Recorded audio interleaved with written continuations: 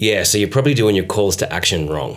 And there are billions of dollars in testing to back this up. If you want to get people to do something, this applies to you because you'll get more people to do the thing you want. If you're growing something, this applies to you because you'll get more people to come along with you. And if you sell something, then this applies to you because you're going to sell more stuff. If you're involved in the marketing of anything and you're making this mistake with your calls to action, you're leaving money on the table. Maybe you're wondering why your campaigns aren't performing as well as you think they should be, or why you're not getting as many subscribers as you think you should be, or why you're not getting more phone calls booked, or why you're not closing more sales. See, we often work really hard on our content, on our marketing, and we work really hard to make sure that the product we bring to the marketplace is as good as we can possibly make it. So then when people don't take action, we internalize this. We assume, well, it's not good enough, I guess no one wants it. And then we do a ton of work because we think that extra 2% or whatever is going to really move the needle. But what if there was an easier way to fix this? What if a mistake was stopping people from taking action? In this video, I'm going to tell you what the mistake is. I'm going to tell you how to fix it, which hopefully will change the way you operate, and you'll see an instant lift in sales or subscribers or wherever you apply it. And then as a bonus, I'll even show you how to break this rule so you can use it to a wider audience at different stages of the buying cycle. And I'll use examples in real time. What's weird is that this shouldn't even be controversial. This applies to almost all content that you'll make where you're asking people to do something. And don't just take my word for it. Take the word of hundreds of thousands of ad managers, copywriters, direct response writers, landing page developers, and email marketing professionals. That group of people represents billions of dollars in sales while testing. And yet, almost everywhere I look, people are getting their calls to action, their CTAs, they're getting these wrong. Even big companies do this too. Corporate marketers make these same mistakes. I see it in my inbox. Almost all email has this mistake. On social, people making the same mistake. On YouTube videos, same mistake. On people's blogs and websites, the same mistake.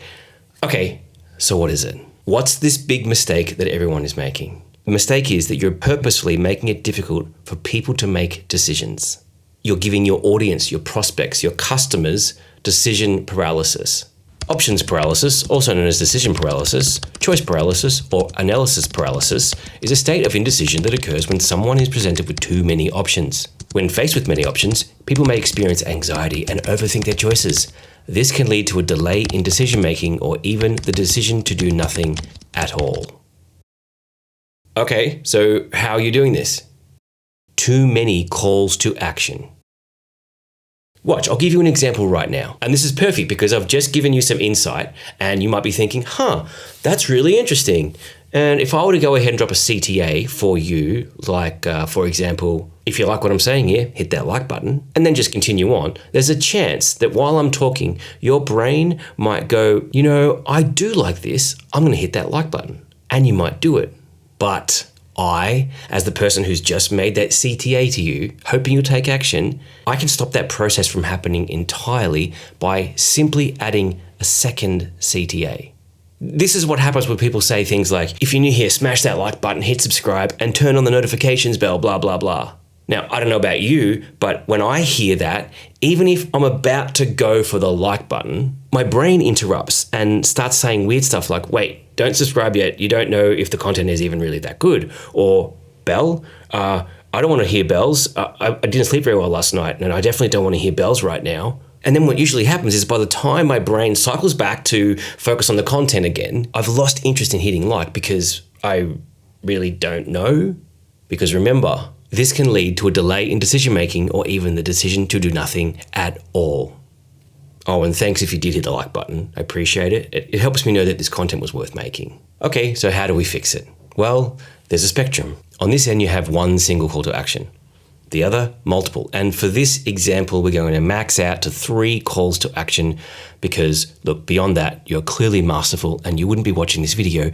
In fact, if you're able to do more than 3 or 4 calls to action, I would need to watch your video, so please tag me. Now, I'm going to make this simple and place these common marketing uses you might come across on this line. There are others, but these are just a bunch of common ones that I think you'll be able to get the idea and learn the lesson here. First up, email. Almost all email should have one single CTA. Just make your case and include your CTA. If there's a link, you can repeat the same link, but it should be the same CTA, the same link. If people reading your email feel like there's a decision to make between taking one action or another action, you're doing it wrong. Also down this end, we've got social posts, one single CTA. Landing pages, 1 single CTA. Blog posts, now these can have up to 2. So you can have 1 throughout the post, which should be your main CTA, maybe to get your lead magnet or to inquire. And then maybe if it makes sense at the end of the post, you can have a second CTA that links to the next logical piece of content.